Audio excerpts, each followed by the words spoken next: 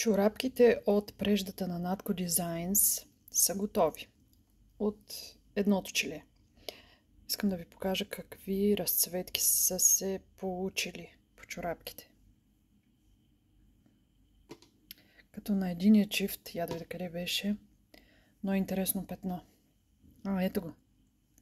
Ето го. Тук така са натрупали цветове, че все едно е петно.